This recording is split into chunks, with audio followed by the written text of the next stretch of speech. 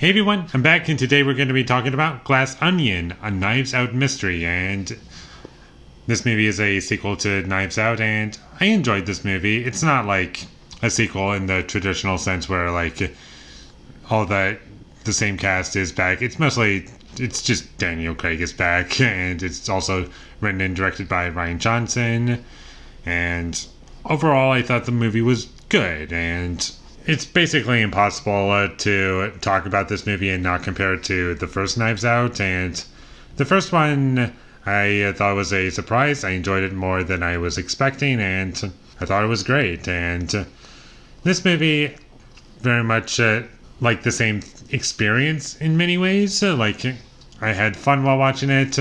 There are moments of comedy quite frequently throughout the film, and it's a very funny movie to watch, and it's very entertaining, and it's almost 2.5 hours long, and surprisingly enough, I was never bored. I was expecting the runtime to really drag the movie down for me, but I was never bored or wanting the movie to get on with it. It was thoroughly entertaining, and while there are some decisions that I wish were done differently, and basically the movie could have ended halfway through. And that's probably one of my biggest issues with the movie, is that like halfway through the movie, the first half I think is really good, captures what I was hoping to get out of a movie like this, and just based off of the first Knives Out, it was really entertaining and I was always with it. And once we get into the second half, it kind of just does some things that I kind of wish it didn't do necessarily.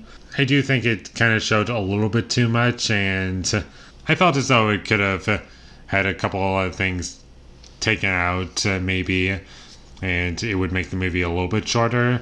Not that I'm complaining about the runtime, like I've said already, but it was just something that I wish could have been done better. One thing that stood out to me, not necessarily a bad thing, but just how things get reincorporated into the film, like tiny things you would have missed.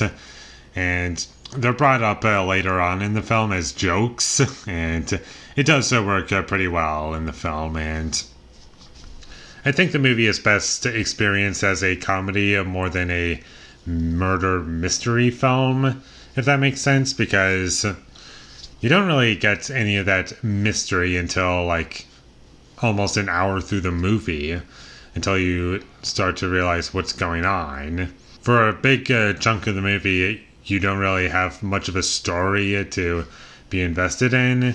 It kind of just feels like a generic build up to something, and then halfway through the movie, oh, that happened, and this is going on. And like I said already, it could have ended sooner, but I'm not mad with what we got by the end of it. And Daniel Craig is really fun in the movie to watch, and his character is very entertaining. And as far as characters go, like, there's a lot of unlikable characters, but I feel as though it's supposed to be played for laughs, and just you're supposed to be that's kind of funny, like who talks like this, who kind of has that mentality and mostly makes fun of rich people. and I was gaining quite a bit of enjoyment from that. But I kind of wanted to get back to what I was talking about, this movie being more enjoyable as a comedy than a mystery film, is because the mystery isn't all that engaging for me. I still like it, but compared to the first movie, it was like the hook of the film for me, and I was always into it. But in this movie, it kind of just feels like it's in the background, and just like it's there, but it's just not as important, is the impression that I got while watching it.